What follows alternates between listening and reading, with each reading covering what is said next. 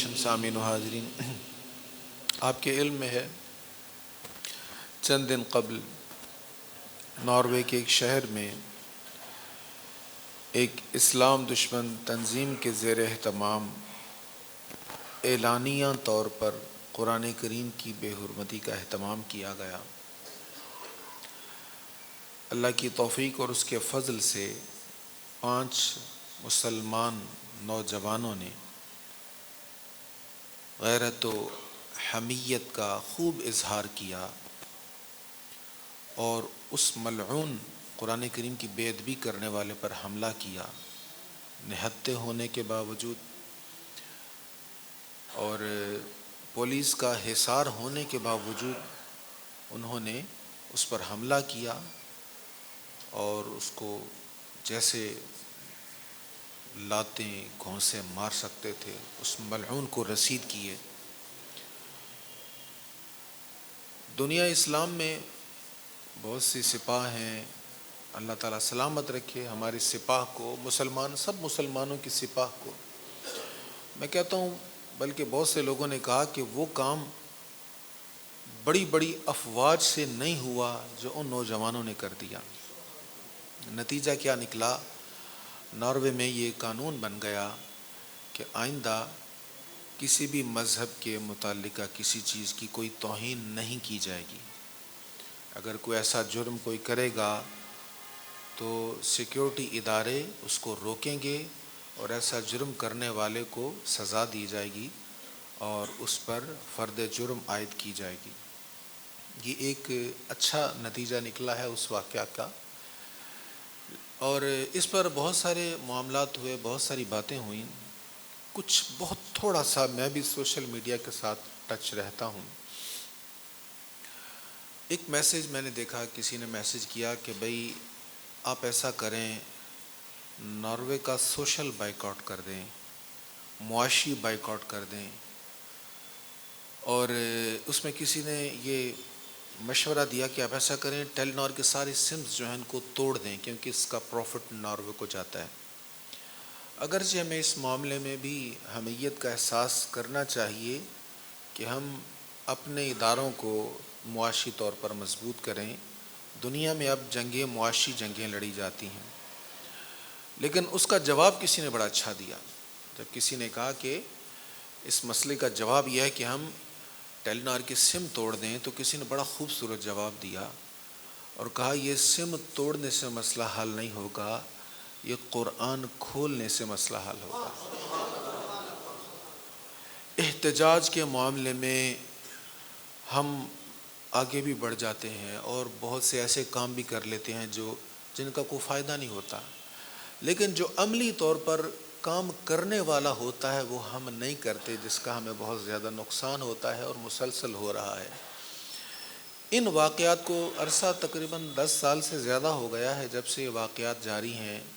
کبھی قرآن کریم کو فلش میں استعمال کیا جاتا ہے معاذ اللہ، اور کبھی اس کے نسخوں کو جلایا جاتا ہے، کبھی اس پر مختلف قسم کے حملے ہوتے ہیں۔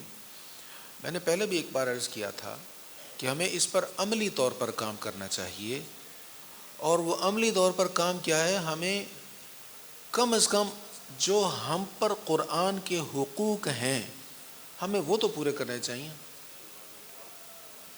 قرآن کریم کے ہمارے اوپر بھی کچھ حقوق ہیں، کچھ ذمہ داریاں ہیں کہ بحیثیت مسلمان ہم وہ حق پورے کر رہے ہیں کیا نہیں کر رہے۔ اگر تو ہم پورے کر رہے ہیں تو پھر تو مطمئن ہو جانا چاہیے۔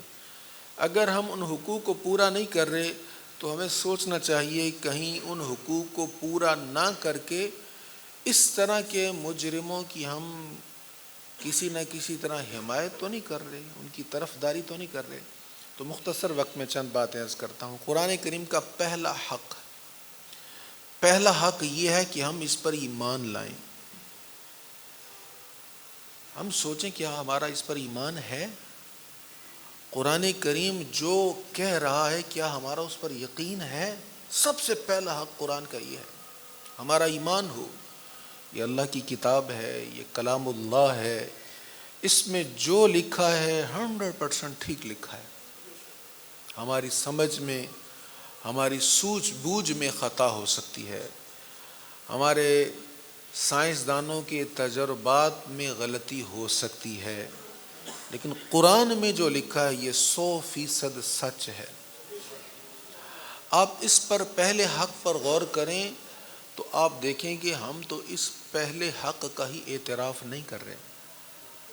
کوئی نیا سائنسدان اٹھ کے ایک نیا مفروضہ گھڑ دیتا ہے تو ہم کہتے ہیں یار سائنس ہے، بات تو سمجھ میں آنے والی ہے۔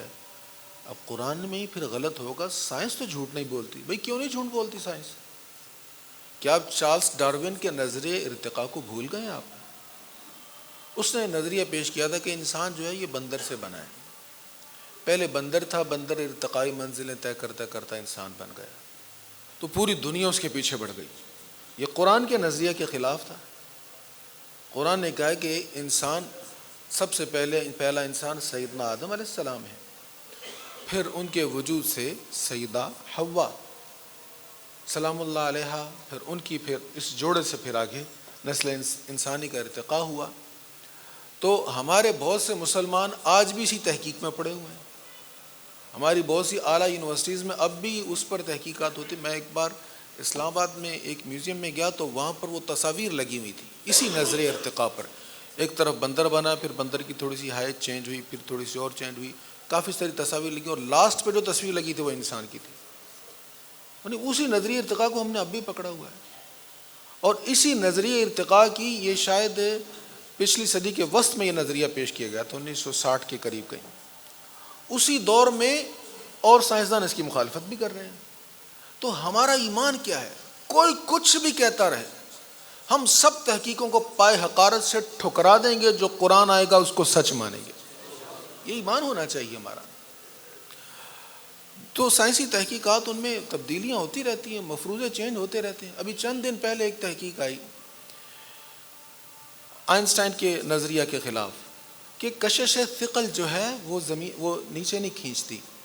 اب اس پر تحقیق میں انہوں نے کیا کیا، آپ کو یوٹیوب سے وہ مل جائے گی۔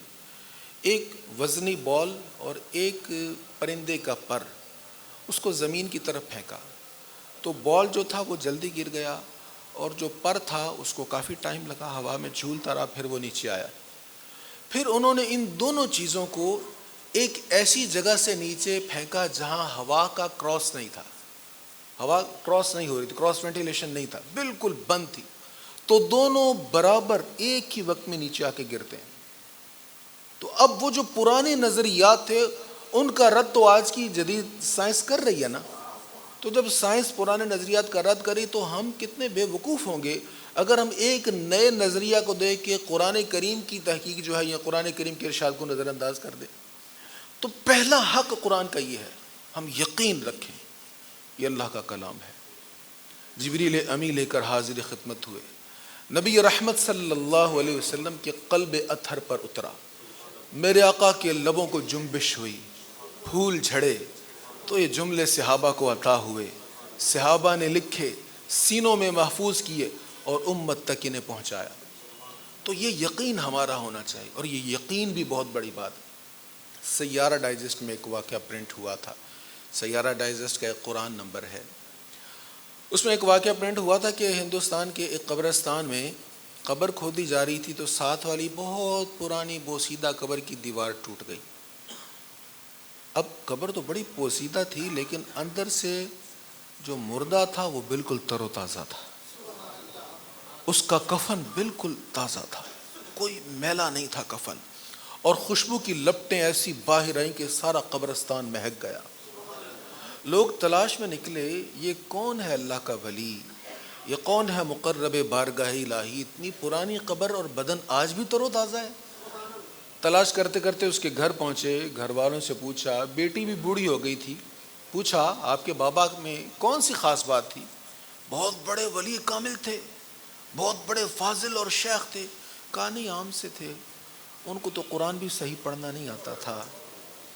صبح صبح جب سب قرآن پڑھتے تھے تو بڑا دکھی ہوتا تھا ہمارا بابا، وہ قرآن مجید کھول لیتا تھا اور حسرت سے دیکھتا تھا کہ اب مجھ سے یہ پڑھا نہیں جاتا۔ پھر وہ کیا کرتا، اس کی سطروں پہ اپنی انگلی پھیرتا، کہتا مولا یہ کیا ہے مجھے نہیں پتا، پر جو تو نے لکھا ہے 100% ٹھیک ہے۔ میں اس پر ایمان لاتا ہوں، اس کی تصدیق کرتا ہوں، یہ غلط نہیں، تو نے جو کہا ہے ٹھیک کہا۔ بس یہی اس کا معمول ہوتا ہے۔ تو پہلا حق قرآن کا ہم پر یہ، ہم اس پر ایمان رکھیں، یہ اللہ کا ارشاد ہے۔ قرآن اگر کہہ رہا ہے مرنے کے بعد تمہیں اٹھایا جائے گا تو یقین رکھیں ہم اٹھایا جائے گا۔ ہمیں حیات بعد الممات پر ہمارے ہاں بہت شکوک و شبہات پائے جا رہے ہیں۔ مجھ سے سوالات ہوتے ہیں، میں کئی بار حیران ہوتا ہوں کہ ہمارے نوجوانوں میں مرنے کے بعد کی زندگی پر اتنے شکوک و شبہات ہیں۔ جی باڈی ڈیڈ ہو گئی ہے، اب کیا عذاب قبر ہوگا، یہ جسم مٹی میں مل جائے تو کیسے اٹھایا دے گا؟ قرآن نے اسی بات پر تو بار بار دلائل دی ہیں کہ کہا تمہیں پتہ نہیں ہم نے کہاں سے تمہیں بنایا؟ تم یہ کہتے کہ تمہیں مٹی کے ذروں سے ہم کیسے تمہارے جسم کے ذروں کو اکٹھا کریں گے؟ تمہیں اس پر شک ہے؟ اگر تمہیں اس پر شک ہے تو پھر دیکھو ہم نے تمہیں بنایا کہاں سے۔ خلق من ماء دافق یخرج من بین الصلب والترائب۔ قرآن کریم نے بار بار دلائل دی۔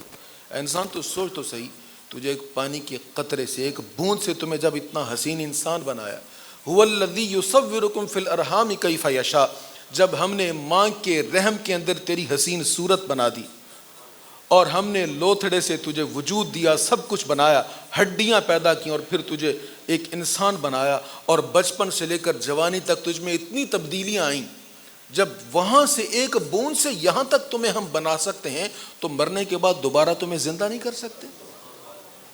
لیکن ہمارا، آپ یقین فرمائیں، ہمارا اس پر ایمان کمزور ہوتا جا رہا ہے۔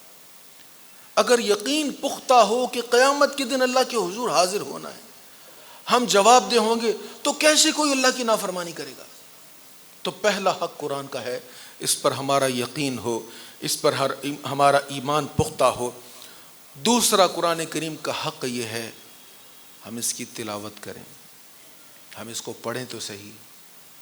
ہم نے تو بس قرآن کب پڑھنا ہے؟ جب کوئی فوت ہو جائے اور ہمیں وہاں جانا پڑ جائے، مجبوری ہے، جائے بغیر گزارا نہیں۔ اب بیٹھ گئے ہیں، دعا میں انتظار ہے، قرآن پڑھا جا رہا ہے، ہمیں بھی کسی نے پارا پکڑا دیا تو ہم بھی پڑھ لیتے ہیں، اور بمشکل سے تھوڑا سا پڑھتے ہیں، پھر ساتھ والے کو کہتے ہیں اتنا میں نے پڑھ لی ہے، تیری مہربانی آگے سے تو پڑھ دے، میری رفتار نہیں ہے، مجھ سے پڑھا نہیں جا رہا ہے۔ یہ محبت ہے ہماری قرآن کے ساتھ؟ ہم پوچھتے ہیں جی کون سی آیت پڑھیں گے تو بوڑھے کی روح جو ہے وہ حلق سے نکل جائے گی؟ بابا جی فوت نہیں ہو رہے، کوئی صورت بتائیں کیا پڑھیں؟ اقبال کا ایک فارسی کا کلام ہے، اس میں بڑا درد بھری بات ہے۔ وہ کہتے ہیں تو جاہل اور ان پڑھ صوفیوں کو، ملاؤں کے پیچھے لگ گیا اور تجھے بس یہی سمجھ آئی کہ جب بوڑھے کی روح حلق میں اٹک جائے تو پھر سورہ یاسین پڑھ لیں۔ وہ کہتا ہے سورہ یاسین پڑھنے سے ٹھیک ہے، اس کو آسانی مل جائے گی، روح آسانی سے نکل جائے گی، لیکن کیا تو نے قرآن سے صرف مرنا ہی سیکھا؟ اس سے زندگی کیوں نہیں لی؟ یہ تو پیدائش سے لے کر وفات تک سب کچھ بتانے کے لیے تمہیں آیا تھا، اور تو نے صرف یہی سیکھا۔ تو قرآن کریم کا حق ہے کہ ہم اس کی تلاوت کریں، اس کو صحیح پڑھیں، ہم غور کریں۔ ہمیں اپنے کاروباری معاملات میں ہر چیز کا پتہ ہے، ہر رول کا پتہ ہے، ہر لفظ کا پتہ ہے۔ ہم نے کسی سے معاہدہ کرنا ہے، کسی سے لین دین کرنا ہے، ڈیل کرنی ہے، ہمیں ہر لفظ کا پتہ ہے کہ کون سا لفظ بول کر میں نے اگلے سے صحیح ڈیل کے لیے کنفرم لفظ بلوانے ہیں، اور کون سا لفظ میں اگر بولوں گا، کون سا جملہ میری زبان سے اگر نکلے گا تو میری بات جو ہے وہ ناقابل تردید ہو جائے گی اور پھر میں رجوع نہیں کرتا۔ ہمیں ہر چیز کا پتہ ہے، لیکن کیا ہمیں یہ پتہ قرآن کو ہم نے زبان سے ادا کیسے کرنا ہے؟ عام طور پر ہا میں ہمارا کوئی فرق ہی نہیں ہوتا، عین حمزہ میں ہم کوئی فرق ہی نہیں کرتے، ذال زا میں ہمارا کوئی فرق نہیں ہے، ثا سین صاد میں کیا ڈفرنس ہے ہمیں پتہ ہی نہیں ہے، توئیں والا تو اور با کے بعد والا تا، اس میں کوئی فرق نہیں ہے۔ ہم ایک حرف کو دوسرے حرف سے بدل کر پڑھ رہے ہیں اور ہمیں اس بات کا احساس نہیں کہ کتنا بڑا ہم جرم کر رہے ہیں۔ تو قرآن کریم کا یہ بھی حق ہے کہ ہم اس کو صحیح پڑھیں، ہر حرف کو اس کے مخرج سے، اس کی جگہ سے ادا کریں، کہاں پر وقف کرنا ہے یہ ہمیں پتہ ہو، ہمیں اس بات کا احساس ہو کہ یہاں پر وقف نہ کریں گے تو معنی میں چینج آ جائے گا، اور یہاں پہ وقف کریں گے تو معنی میں چینج آ جائے گا۔ تو ان چیزوں کا جاننا بھی ہم پر ضروری ہے، اور یہ قرآن کریم کے حقوق میں سے ہے۔ نبی کریم علیہ السلام جب تشریف لے جا رہے ہوتے اور آپ سنتے کہ کوئی قرآن کریم کو بہترین انداز میں پڑھ رہا ہے، نفاست کے ساتھ، خوبصورتی کے ساتھ پڑھ، حضور ٹھہر جاتے۔ حضور سے بڑھ کر کوئی قرآن پڑھنے والا ہو سکتا ہے؟ سرکار قرآن پڑھ رہے ہوتے تو کفار سن کر اسلام لے آتے تھے. وہ طفیل دوست قبیلے کے سردار تھے نا. دوست قبیلے والے لوگ قرآن پر اچھا پڑھتے. دوست قبیلے والے لوگ بڑے فصیح اللسان تھے, کفار تھے, بڑے فصیح اللسان تھے, فصاحت و بلاغت میں بڑا کمال رکھتے تھے. دوست قبیلے کا ایک سردار طفیل, اس کو بلایا گیا حضور سے مقابلہ کے لیے, کیونکہ حضور علیہ السلام کا کلام قرآن کریم فصیح و بلیغ ہوتا تھا, تو مقابلہ کے لیے بلایا گیا. اور ایک دن سرکار کریم علیہ الصلوۃ والتسلیم تلاوت کر رہے تھے, سورۃ الاعلیٰ پڑھ رہے تھے نماز میں. یہ پاس سے گزرتا ہے, سرکار کریم علیہ السلام کی تلاوت سنتا ہے, وہیں پر کھڑا ہو جاتا ہے, دل کی دنیا بدل جاتی. حضور کی تلاوت سن رہا ہے, سبح اسم ربک الاعلیٰ, اس آقا کی زبان سے سن رہا ہے جس کے قلب پر اترے ہر الفاظ, ہر لفظ. حضور کی تلاوت ختم ہوئی, اس کے کفر کا دورانیہ ختم ہو گیا. نماز مکمل ہوئی ہے, بارگاہ میں حاضر ہو کر اسلام قبول کرتا ہے. تو سرکار کریم علیہ السلام جب سنتے کہ وہ محبت سے قرآن پڑھ رہا, حضور پاس جاتے, توجہ سے سنتے, اور حضور حکم فرماتے قرآن کریم کو حسین آوازوں کے ساتھ مزین کرو. حضور پرنور صلی اللہ علیہ وسلم کی محبت چاہیے نا, حضور کی نظر کرم چاہیے, تو بہترین ذریعہ تلاوت قرآن ہے. محبت سے قرآن کی تلاوت کریں, نظر کرم ہوگی. شاہ عبد الرحیم بہت بڑے بزرگ بر صغیر کے گزرے ہیں. آپ کی کتاب ہے جس میں آپ نے مبشرات کا ذکر کیا ہے, سرکار کریم علیہ السلام کی زیارت والی خوابوں کا ذکر کیا ہے, در ثمین فی مبشرات سید المرسلین. اس میں آپ لکھتے ہیں قاری عبداللہ صاحب تھے, ایک استاد صاحب ان کے, قاری عبداللہ صاحب اور ان کے ایک ساتھی تھے, بڑا اچھا قرآن پڑھتے تھے. کہتے ہیں سرحد کے باہر ٹیلوں پر بیٹھ جاتے تنہائی میں اور قرآن پڑھتے. ایک قاری صاحب پڑھتے, دوسرے سنتے, دوسرے پڑھتے, پھر پہلے سنتے, ایک دوسرے کو سناتے رہتے اور اپنے ذوق میں مست رہتے. کہتے ایک دن ایسے ہی تلاوت قرآن ہو رہی تھی تو بھینی بھینی خوشبو مہکنے لگی. کیا دیکھتے ہیں, نورانی صورتوں والے عربی گھوڑوں پر سوار بہت سے بزرگ تشریف لے آئے. یہ تلاوت کر رہے ہیں اور ان کو دیکھ کر وہ مسکرا رہے ہیں. تلاوت سننے کے بعد یہ تشریف لے کے کہتے ہیں حسن و جمال اتنا تھا, نور و نکھت کی بارش ایسی برسی کہ ہم پوچھ بھی نہ سکے آپ کون لوگ ہیں, کہاں سے تشریف لائیں, کہاں جا رہے ہیں. کہتے ہیں ہم پھر تلاوت میں مشغول ہو گئے. تھوڑی دیر گزری, ایک اور عربی بزرگ تشریف لائے. ہم نے پوچھا حضرت آپ کون ہیں؟ کہا مجھے ابو ہریرہ کہتے ہیں. اللہ اکبر, حضور کے صحابی, سب سے زیادہ حدیث امت تک پہنچانے والے ابو ہریرہ. کہتے ہیں میں ابو ہریرہ ہوں. اللہ جناب آپ صحابی رسول ابو ہریرہ؟ ہاں میں ابو ہریرہ ہوں. ابھی کچھ دیر پہلے کوئی نورانی صورتوں والے بزرگ تشریف لائے. کہا وہ کوئی اور نہیں تھا, وہ خود حضور تشریف لائے تھے. مجھے رات آقا نے کہا تھا ابو ہریرہ سرحد کے ٹیلوں پہ میرے 2 غلام بڑے پیار سے قرآن پڑھتے ہیں, صبح ان کا قرآن سننے جانا ہے. سرکار خود اپنے صحابہ کے ساتھ تشریف لائے تھے قرآن سننے کے لیے. ہم کہتے نہیں حضور سے سنا ہے آپ ہر عاشق کے گھر تشریف لاتے ہیں, میرے گھر میں بھی ہو جائے چراغاں یا رسول اللہ, کبھی تو رحم آ جائے میری آشفتہ حالی پر, کبھی تو ہو گزر سوئے غریباں یا رسول اللہ. کبھی تلاوت کرے نا محبت سے, ایسے ہی ذوق سے, پھر حضور کو یاد کریں, انشاءاللہ نظر کرم ہوگی. اللہ تعالی ہمیں قرآن کریم کی محبت نصیب فرمائے. وآخر دعوانا الحمد للہ رب العالمین.